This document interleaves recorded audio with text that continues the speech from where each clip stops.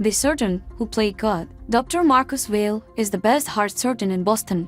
When a nurse begged him to save her 8-year-old son, he refused. "I don't operate on poor patients." The boy did. 4 years later, Marcus was diagnosed with a fatal heart disease. Only one surgeon in the world could save him. When they met, the surgeon said, "That boy was my nephew, and I have conditions." This powerful story comes from the internet. Names changed for privacy. It's about medical ethics, arrogance, and how karma finds everyone. Let's begin.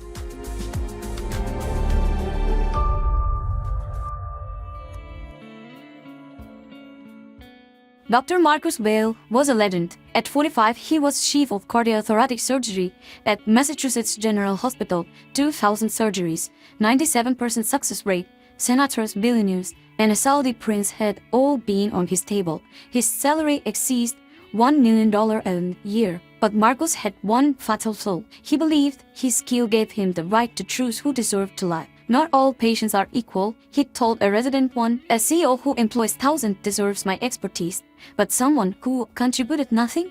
Why waste my talent?" The resident was horrified and said nothing. Dr. Vale was untouchable. Until the day a nurse named Sarah Coleman walked into his office. March 2020, Sarah had been a surgical nurse at the Mass General for 8 years.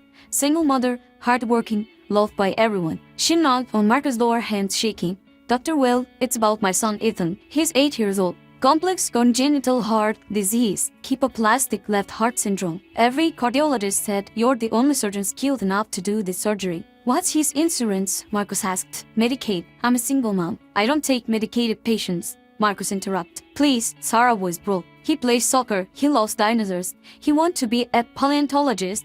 He's my son. Please." Marcus stood up. "If you can't pay $150,000 out of the pocket, I'll consider it. Otherwise, find another surgeon. I'm a nurse. I have student loans and a rent." "Then we have nothing more to discuss." Sarah stood on the doorway, tears streaming down her face. "You take on off," she whispered. "Do no harm." "Doesn't that mean anything?" "It means I save lives. I'm adequately compensated to save," Marcus said coldly. "No, now please leave." He closed the door and went back to his computer without a second thought. Sarah tried every pediatric cardiac surgeon on the East Coast. Most agreed without someone of Dr. Vale's caliber, the changes were low. She finally found Dr. Michael Torres in Philadelphia, competent but with limited experience in cases complex. "I'll do my best," he told her honestly. "But she needs to understand the risks." April 15, 2020. Sarah kissed Ethan before they wheeled him in. "I love you, baby. You're going to be fine." "I love you too, Mom," Ethan said as the anesthesia took effect. Those were his last words. The surgery lasted 9 hours. Halfway through, there were complications, a tear in already malformed tissue, bleeding that couldn't be controlled. Ethan's heart stopped. 15 minutes of resuscitation, nothing. Ethan Coleman was pronounced dead at 11:47 p.m. Sarah screamed echoed through the entire hospital. 2 weeks after the funeral, Sarah filed a formal complaint against Dr. Vale with the Massachusetts Medical Board. The board reviewed it. Marcus' lawyer responded, "Physicians have the legal right to choose their patients. Dr. Vale was never contractually obligated to treat Ethan." The board agreed. Complaint dismissed. Marcus continued his career without interruption, never thinking about Ethan Coleman again. But Ethan's uncle, Sarah's younger brother, Dr. James Chen, would never forget. 4 years later, 2024, Dr. Marcus Vale, 49, had just been named best cardiac surgeon in America. Then the symptoms started: chest pain, shortness of breath, extreme fatigue. He ran tests. The diagnosis was devastating. Hypertrophic cardiomyopathy was restrictive featured and extremely rare. Progressive fatal heart disease. Medication couldn't treat it. He needed surgery, a highly experimental procedure only a handful of surgeons in the world could perform. He researched obsessively. 3 surgeons globally specialized in this procedure. One had retired, one had just died in a car accident. The third was in San Francisco, Dr. James Chen. Marcus had never heard of him. He looked up at the credentials. Stanford trained, 15 years of pioneering research in rare cardiac conditions. Published extensively. Dr. Chen was the only option. Marcus flew to San Francisco immediately. The meeting. Dr. James Chen office was modest.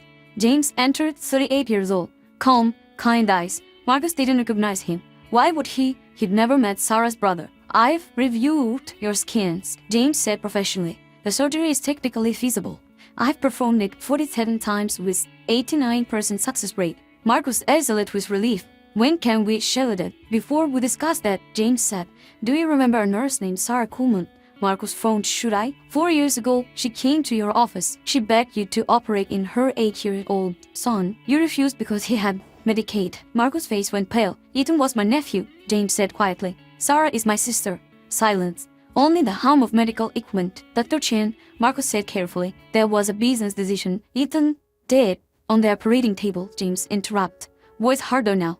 He died because the surgeon who treated him didn't have your level of expertise. You could have saved him. You chose not to because his mother was poor. Marcus said nothing. Now you're here, James continued, because you need me to save your life. And I'm the only person in the world who can. Are you refusing to treat me? Marcus asked, fear rising. James was quiet for a long moment. No, he said, I'm a doctor. I took an oath. And, unlike you, I actually believe in it. Marcus sagged with relief. But I have conditions. Your surgery isn't covered by your insurance. The cost is $500,000 out of pocket. $500,000. Can you pay it? Marcus nodded slowly. He could liquidate investments. Good, but that's not all. Before I operate it, you will do 3 things. First, you will personally apologize to my sister Sarah in person. You will acknowledge that your refusal contributed to her son's death. Marcus' jaw tightened. He nodded. Second, you will donate $1 million to the Ethan Kuhlman Memorial Fund, a charity Sarah started to help you low-income families pay for pediatric cardiac surgery. That's extortion. You made that in a year, James said. Surely a life is worth 1 year of your salary. Third, you will complete a 30-hour medical ethics course on a healthcare equity. You'll learn about the patients you've been dismissing for years. Marcus started, this is insane. No, James replied. This is me giving you the same chance you should have given my nephew. The difference is, I'm actually willing to help him. James stood up. Meet the conditions, and I'll operate with the same skill, and I care give every patient. Refuse and find another surgeon. There is no other surgeon, Marcus said desperately. I know, James said quietly. Terrible feeling, isn't it? Being powerless, no options. Now imagine being a single mother watching her child die. He paused on the door. Call me when you've decided. But don't wait too long. According to your scans, you have 6 months before it becomes inoperable. He left Marcus alone in the room, sweating and terrified. Marcus tried everything. Lawyers, the specialists. There was no one else. 4 days later, he called, I accept. 2 weeks after that, Marcus stood on Sarah Kuhlman's living room. She sat on the couch, arms crossed, face hard. Miss Kuhlman, 4 years ago you came to me asking for help to save your son. I refused because of his insurance. I chose money over medicine. I was wrong. Sarah said nothing. I'm so sorry. You're only sorry because you need my brother, she said quietly. If you weren't dying, you'd never be here. Marcus couldn't deny it.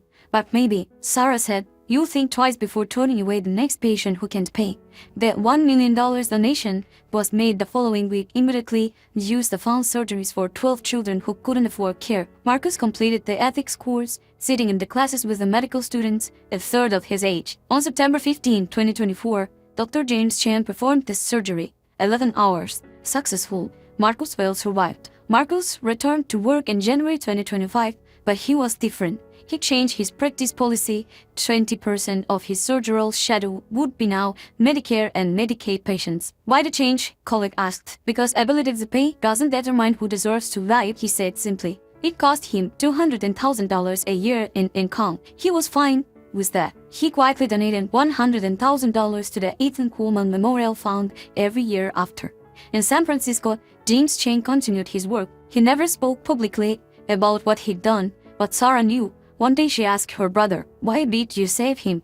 After what he did it to Ethan, James thought about it. Because I'm a doctor, I save lives, even lives that don't deserve saving. That's what separates us from people like he was. But you made him pay, I made him learn, James corrected. There's a difference between revenge and teaching someone a lesson. I could have let him die, but then I'd be no better than he was. Sarah hugged her brother tight. Ethan would be proud of you, she whispered. And somewhere, perhaps, an 8-year-old boy who loved dinosaurs was watching over his family, knowing that his dad had taught an arrogant man his life never could. That every patient matters, that money doesn't determine the value of a human life, and that karma eventually finds everyone. Let's read comments. Comment number 1. Arrogant surgeon refused dying 8-year-old boy dies. 4 years later surgeon gets rare heart disease. Only surgeon who can save him is the dead boy's uncle. Uncle makes him apologize. Donate $1 million and take ethics classes. Surgeon survives and he's humbled forever. No violence, no revenge, just the universe perfectly balancing the scales. And Dr. Chen still saved his life. That's the difference between being a good doctor and being a good person. Comment number 2. If someone refused to save my nephew and he did, and then the same person needed me to save them, I don't know if I'd be strong enough to do it. Dr. Chen operated and saved his life anyway, but making him apologize, donate $1 million and take ethics classes first? Chief's kiss. Comment number 3. Dr. Vale refused to operate on a Medicaid patient that got the same kind of disease and his insurance didn't cover it. The only surgeon who could save him was the Dave boy's uncle. You literally cannot write better karma than this. Should Dr. Chen have refused to operate? Or was making Marcus apologize and donate the right move? Drop your thoughts below. Best comments get featured in our next video. Like and subscribe to Hidden Face Stories for more karma and justice every single day. See you in the next one.